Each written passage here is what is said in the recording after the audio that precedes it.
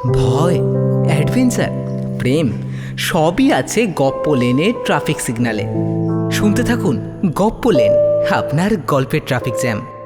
আমাদের আজকের গল্প বাংলা এবং বিশ্ব সাহিত্যের অন্যতম নক্ষত্র সত্যজিৎ রায়ের লেখা চিলেকোঠা।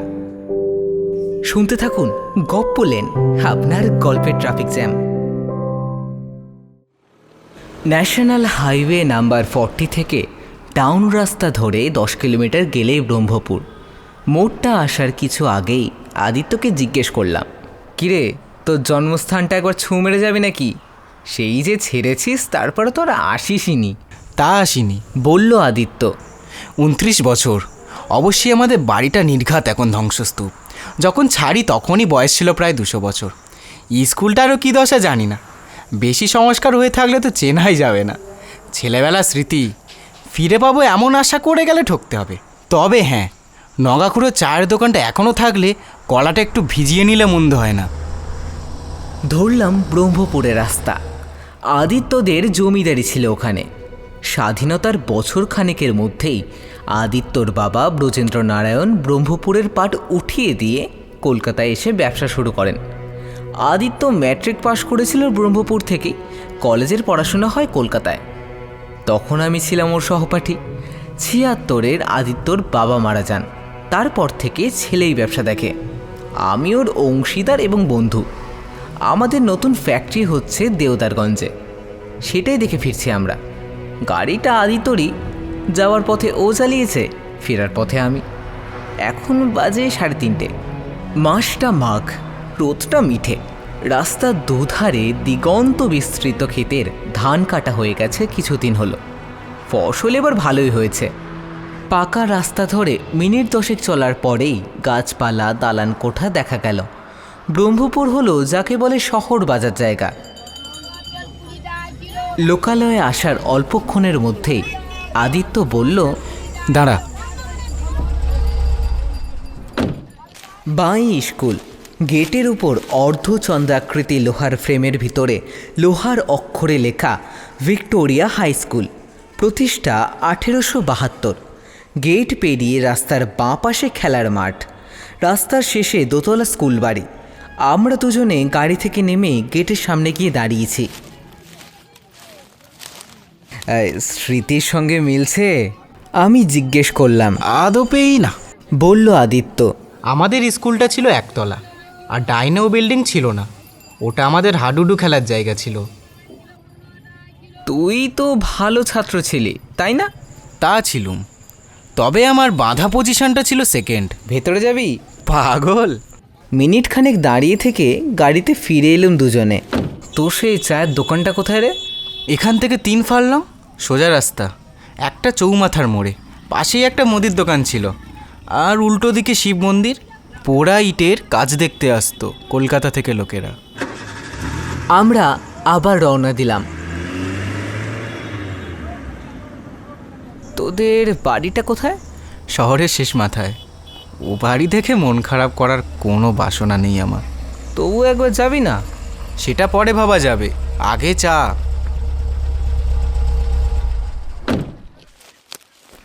চৌমাথা এসে গেল দেখতে দেখতে। মন্দিরের চূড়োটা একটু আগে থেকেই দেখা যাচ্ছিল। কাছে যেতে আদিত্যর মুখ থেকে একটা বিস্ময়সূচক শব্দ বেরোনোর সঙ্গে সঙ্গে চোখ পড়ল দোকানের উপর সাইনবোর্ডে, নগেন্স টি ক্যাবিন। পাশে মুদির দোকানটা এখনও রয়েছে। আসলে 29 বছরে মানুষের চেহারা অনেকটা পরিবর্তন হলেও এইসব শহরের রাস্তাঘাটে দোকানপাটের চেহারা খুব একটা বদলায় না। শুধু দোকান নয়, দোকানের মালিকও বর্তমান। 60-এর উপর বয়স, রোগা ফাটকা চাষারে চেহারা, হিসেব করে আঁচড়ানো ধপধপে সাদা চুল, দাড়ি গোঁফো কামানো, পরনে খাটো ধুতির উপরে নীল ডোরা কাটা শার্টের তলার অংশটা দেখা যাচ্ছে বুট চাদরের নিচ থেকে। কোত্থেকে এলেন আপনারা? একবার গাড়ির দিকে, একবার দুই আগন্তুকের দিকে চেয়ে প্রশ্ন করলেন নগেনবাবু। স্বভাবতই আদিত্যকে চিনতে পারার কোনো প্রশ্নই ওঠে না। দেওদারগঞ্জ, বলল আদিত্য। যাব কলকাতা। এখানে? আপনার দোকানের চা খেতে আসা। তা খাবেন বই কি, শুধু চা কেন, ভালো বিস্কুট আছে, চানাচুর আছে। বরং নান খাটাই দিন 2টো করে। আমরা দুটো টিনের চেয়ারে বসলাম। দোকানে আর লোক বলতে কোণের টেবিলে একজন মাত্র, যদিও তার সামনে খাদ্য বা পানীয় কিছুই নেই। মাথা হেট করে হয়তো ঘুমিয়ে পড়েছে। ও স্যান্ডেল মশাই, 4টে বাজতে চললো, বাড়ি মুখো হন এবার, অন্য খদ্দের আসার সময় হলো। তারপর আমাদের দিকে ফিরে চোখ টিপে পড়লেন, কানে খাটো, চোখেও চালছে, তবে চশমা করাবেন সে সঙ্গতি নেই। বুঝলাম ভদ্রলোক একটি মশকরার পাত্র। শুধু তাই নয়, নগেনবাবুর কথায় যে প্রতিক্রিয়া হলো তাতে ভদ্রলোকের মাথা ঠিক আছে কিনা সে বিষয়ে সন্দেহ জাগে। আমাদের দিকে কয়েক মুহূর্তের জন্য চেয়ে থেকে শরীরটাকে একেবারে ঝেড়ে নিয়ে সান্যাল মশাই তার শীর্ণ ডান হাতটা বাড়িয়ে চাষে পড়া চোখ দুটোকে পাকিয়ে শুরু করলেন আবৃত্তি। মারাঠা দস্যু আসিছে রে ওই, করো করো সবে সাজ, আজমির গড়ে কহিলা হাঁকিয়া দুর্গেশ দুমরাজ। এই থেকে শুরু করে ভদ্রলোকের বসা অবস্থা থেকে উঠে দাঁড়িয়ে দোকানের বাইরে এসে রবীন্দ্রনাথের পণরক্ষা কবিতাটি পুরো আবৃত্তি করে। ওঠো ওঠো, খোলোদার, নাই শোনে কেহ, প্রাণহীন দেহ সাড়া নাই দিল আর।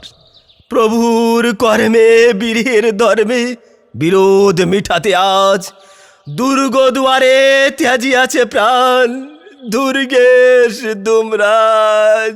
কোনো বিশেষ কাউকে লক্ষ্য না করে একটা নমস্কার ঠুকে একটু যেন বিষমলভাবেই চৌরাস্তার একটা রাস্তা ধরে চলে গেলেন সোজা, হয়তো তার নিজের বাড়ির দিকে। চৌরাস্তায় লোকের অভাব নেই, বিশেষত মন্দিরের সামনে 8-10 জন তো শুয়ে বসে রোদ পোহাচ্ছে। কিন্তু আশ্চর্য এই যে তাদের কারোরই এই আবৃত্তি শুনে কোনো প্রতিক্রিয়াই হলো না। ব্যাপারটা যেন কেউ গ্রাহ্যর মধ্যে আনলো না। আসলে পাগলের প্রলাপের বেশিরভাগটাই বাতাসে হারিয়ে যায়, তাতে কেউ কান দেয় না। পাগল আরও ঢের দেখেছে, তাই ঘটনাটাকে আমার মন থেকে ঝেড়ে ফেলতে কোনো অসুবিধাই হলো না। কিন্তু আদিত্যর দিকে চেয়ে বেশি একটু হকচকিয়ে গেলাম। তার চোখে মুখের ভাব পাল্টে গেছে। কারণ জিজ্ঞেস করতে সে কোনো জবাব না দিয়ে নগেনবাবুকে প্রশ্ন করল, ভদ্রলোক কে বলুন তো, করেন কি? নগেনবাবু নিজের হাতেই 2 গ্লাস চা আর একটা প্লেটে 4টে নান খাটাই আমাদের সামনে এনে রেখে বললেন, শশাঙ্ক সান্যাল, কি আর করবে, অভিশপ্ত জীবন মশাই, অভিশপ্ত জীবন। চোখ কানের কথা তো বললুম, মাথাটাও গেছে বোধ হয়, তবু পুরনো কথা একটিও বলেনি। স্কুলে শেখা আবৃত্তি শুনিয়ে শুনিয়ে ব্রহ্মপুরের সকলে কান পুচিয়ে দিয়েছে। স্কুল মাস্টারের ছেলে, বাপ মরেছে অনেক কাল, সামান্য জমি জমা ছিল, একটিমাত্র মেয়ে, বিয়ে দিতে গিয়ে তার বেশিরভাগটাই গেছে।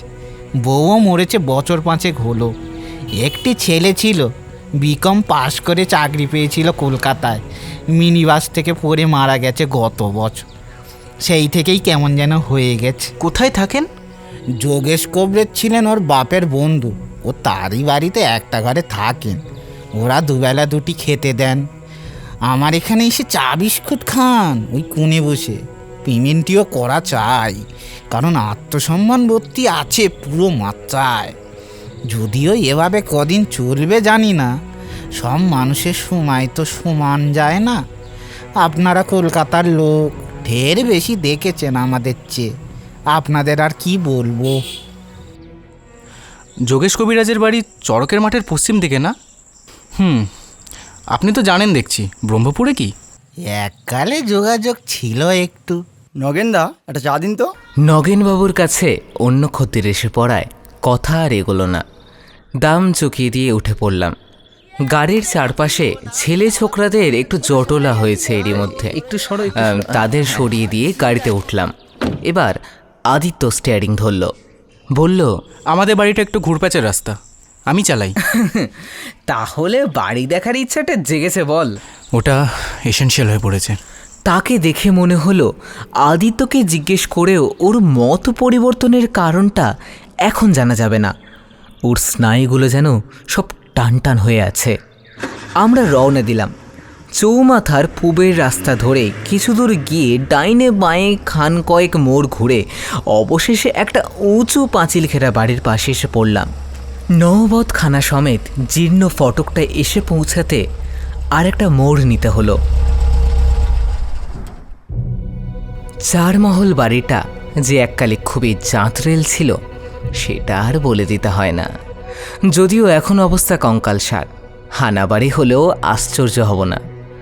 বাড়িটার গায়ে লটকানো একটা ভাঙা সাইনবোর্ড থেকে জানা যায় কোনো একটা সময় একটা উন্নয়ন সমিতির অফিস ছিল এখানে। এখন একেবারে পরিত্যক্ত। ফটক দিয়ে ঢুকে আগাছায় ঢাকা পথ দিয়ে আদিত্য গাড়িটাকে নিয়ে একেবারে সদর দরজার সামনে দাঁড় করালো। চারিদিকে জনমানবের চিহ্ন নেই। দেখে মনে হয় বছর দশকের মধ্যে তল্লাটে কেউ আসেনি। বাড়ির সামনেটা বাগান ছিল বোঝা যায়, এখন সেখানে জঙ্গল। তুই কি ভেতরে ঢোকার মতলব করছিস নাকি? আমি জিজ্ঞেস করতে বাধ্য হলাম, কারণ আদিত্য গাড়ি থেকে নেমে দরজার দিকে এগোচ্ছে। ভেতরে না ঢুকলে ছাদে ওঠা যাবে না। ছাদে? চিলে কোঠায়? রহস্য আরও ঘনীভূত করে বলল আদিত্য। এই দাঁড়া, যাচ্ছি। অগত্যা আমিও গেলাম পিছন পিছন, কারণ তাকে নিরস্ত্র করা যাবে বলে তো মনে হলো না। বাড়ির ভিতরের অবস্থা আরও শোচনীয়। কড়িবর্গাগুলো দেখে মনে হয় তাদের আয়ু ফুরিয়ে এসেছে। ছাদ ধসে পড়তে আর বেশি দিন নেই। সামনের ঘরটা বাইরের মহলের বৈঠকখানা, তাতে খানতিনিক ভাঙা আসবাব কোণে ডাঁই করা রয়েছে। মেঝেতে স্বাদ পুরো ধুলো। বৈঠকখানার পর বারান্দা পেরিয়ে ঠাকুর দালানের ভগ্নাবশেষ। এখানে কত পুজো, কত যাত্রা, কত কবিগান, পাঁচালিয়ার কবির লড়াই হয়েছে তার গল্প আদিত্যর কাছে শুনেছি। এখন এখানে পায়রা, ইঁদুর, বাদুর আর আরশোলার রাজত্ব। ইটের ফাটলের মধ্যে বেশ কিছু বাস্তুসাপ থাকলেও আশ্চর্য হব না। ডাইনে ঘরে কিছু দূর এগিয়ে সিঁড়ি। দৃশ্য অদৃশ্য মাকড়সার জাল দুহাত দিয়ে সরাতে সরাতে আমরা উপরে উঠলাম। দোতলায় আমাদের কোনো প্রয়োজন নেই, তাই ডাইনে ঘুরে আরও খান 15 সিঁড়ি উঠে ছাদে পৌঁছালাম। এই হলো চিলে কোঠা। এটা আমার প্রিয় ঘর ছিল, বলল আদিত্য। ছেলেবেলায় চিলে কোঠার প্রতি একটা আকর্ষণ থাকে জানি, আমারও ছিল। বাড়ির সব ঘরের মধ্যে এই ঘরটাতেই একাধিপত্যের সবচেয়ে বেশি সুযোগ ছিল। এই বিশেষ চিলেকোঠাটির একদিকে দেওয়ালের খানিকটা অংশ ধসে পড়তে একটা কৃত্রিম জানলার সৃষ্টি হয়েছে, যার ভিতর দিয়ে বাইরের আকাশ, মাঠ, ধানকলের খানিকটা অংশ, অষ্টাদশ শতাব্দীর পুরোহিটের মন্দিরের চূড়ো সবই দেখা যাচ্ছে। সারা বাড়ির মধ্যে এই ঘরটারই অবস্থা সবচেয়ে বেশি শোচনীয়, কারণ ঝড় বয়েছে বাড়ির মাথার উপর দিয়ে সবচেয়ে বেশি। মেঝে চতুর্দিকে খড়কুটো আর পায়রার পৃষ্ঠা। এছাড়া এক কোণে একটা ভাঙা আরাম কেদারা, একটা ভাঙা ক্রিকেট ব্যাট, একটা দুমড়ানো বেতের ওয়েস্ট পেপার বাস্কেট আর একটা কাঠের প্যাকিং বাক্স। আদিত্য প্যাকিং কেসটা ঘরের একদিকে টেনে এনে বলল, যদি কাঠ ভেঙে পড়ি তাহলে তোর উপরই ভরসা। দুগ্গা দুগ্গা। উঁচুতে ওঠার কারণ আর কিছুই নয়, ঘুলঘুলিতে হাত পাওয়া। সেখানে হাতড়ানোর ফলে একটা চড়ুই দম্পতির ক্ষতি হলো, কারণ তাদের সদ্য তৈরি বাসাটি স্থানচ্যুত হয়ে মেঝের উপর আরও খানিকটা জায়গা জুড়ে খড়কুটো ভরে দিল। যাক বাবা।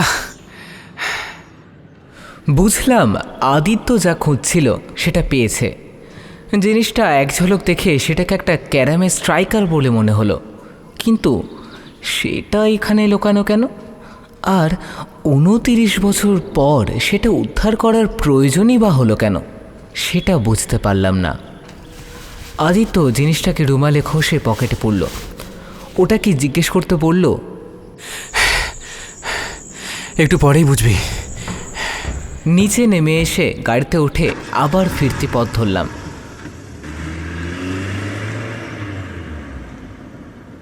চৌমাথার কাছাকাছি এসে আদিত্য একটা দোকানের সামনে গাড়িটাকে দাঁড় করালো। নামলাম দুজনে। Crown jewellers.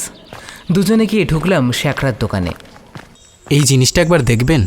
পকেট থেকে বার করে পুরো চশমা পরা বৃদ্ধ মালিকের হাতে জিনিসটা তুলে দিল আদিত্য।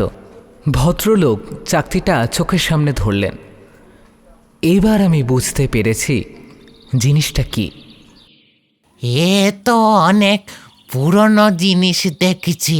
আগে হ্যাঁ, এ জিনিস তো আজকাল এত বড় দেখা যায় না। এটা যদি একবারটি ওজন করে দেখে দেন। বৃদ্ধ নিক্তিটা কাছে টেনে এনে তাতে কাল শীটে পড়া চাকতিটা চাপালেন। আমার মনে একটা সন্দেহ উকি দিচ্ছে, কিন্তু আদিত্যর মুখের ভাব দেখে তাকে কিছু জিজ্ঞেস করলাম না।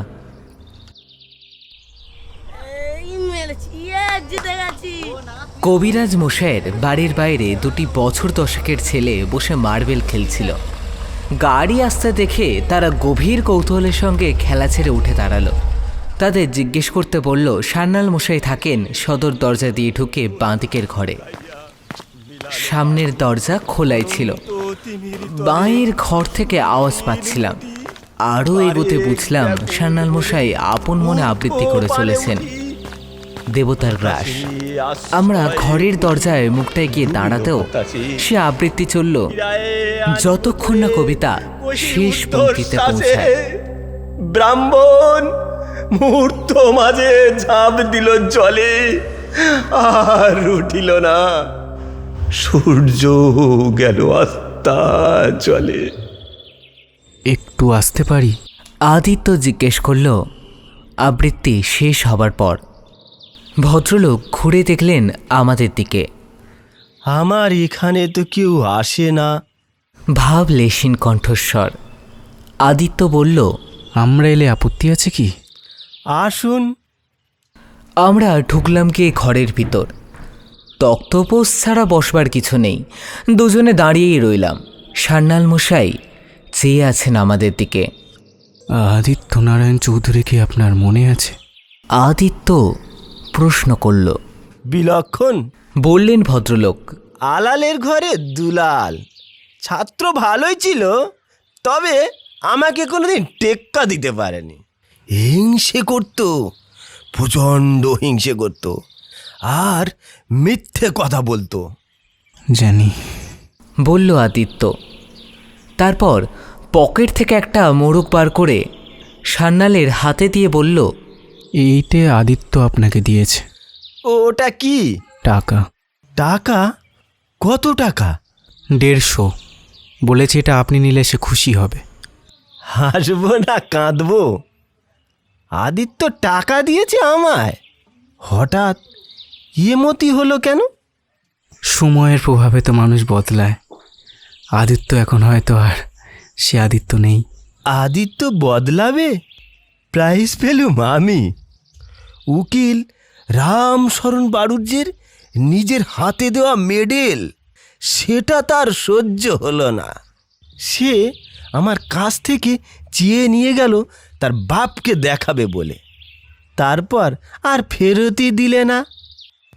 বললে পকেটে ফুটো ছিল, গলে পড়ে গেছে।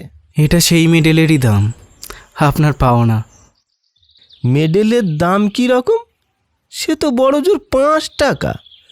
রূপোর মেডেল তো। রূপোর দাম এখন 30 গুণ বেড়ে গেছে। বটে, আশ্চর্য, এ খবর তো জানতুম না। সান্যাল মশাই হাতের 15টা 10 টাকার নোটের দিকে দেখলেন। তারপর মুখ তুলে চাইলেন আদিত্যর দিকে। এবার তার চোখে মুখে এক অদ্ভুত নতুন ভাব। বললেন, এতে যে বড় চ্যারিটির গন্ধ এসে পড়েছে আদিত্য। আমরা চুপ। সান্যাল মিটমিট করে চেয়ে আছেন আদিত্যর দিকে। তারপর মাথা নেড়ে হেসে বললেন, তোমার ডান গালের ওই আঁচিল দেখে নগাখুড়ো চায়ের দোকানেই আমি চিনে ফেলেছি তোমায়। আমি বুঝেছি তুমি আমায় চেনোনি, তাই সেই প্রাইজের দিনের কবিতাটাই আবৃত্তি করলুম, যদি তোমার মনে পড়ে। তারপর যখন দেখলুম তুমি আমার বাড়িতেই এলে, তখন কিছু পুরানো ঝাল না ঝেড়ে পারলুম না। ঠিকই করেছ, বলল আদিত্য। তোমার প্রত্যেকটা অভিযোগই সত্যি, কিন্তু এ টাকা তুমি না নিলে আমি খুশি হব না। হুম। মাথা নাড়লেন শশাঙ্ক সান্যাল। আদিত্য, বরং মেডেলটা যদি থাকতো তাহলে নিতুম। আমার ছেলেবেলার ওই একটি অপ্রিয় ঘটনা আমি ভুলে যেতুম মেডেলটা পেলে। আমার মনে আর কোনো খেদ থাকতো না। চিলেকোঠাতে 29 বছর লুকিয়ে রাখা মেডেল, যার জিনিস তার কাছেই আবার চলে এলো। এত দিনেও তার গায়ে খোদাই করা লেখাটা ম্লান হয়নি। শ্রীমান শশাঙ্ক সান্যাল, আবৃত্তির জন্য বিশেষ পুরস্কার 1948।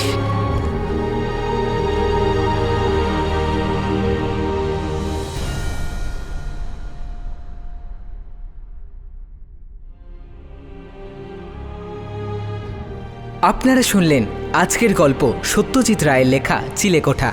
সান্যাল মশাইয়ের ভূমিকায় সনজিৎ চৌধুরী, আদিত্যর ভূমিকায় অনিরুদ্ধ শিকারী, নগেনবাবু অসিত নস্কর, অন্যান্য চরিত্রে সন্দীপন ও মনোজিৎ, এবং গল্পের সূত্রধর আমি অঙ্কন শ্রী। শুনতে থাকুন গপ্পলেন, আপনার গল্পের ট্রাফিক জ্যাম।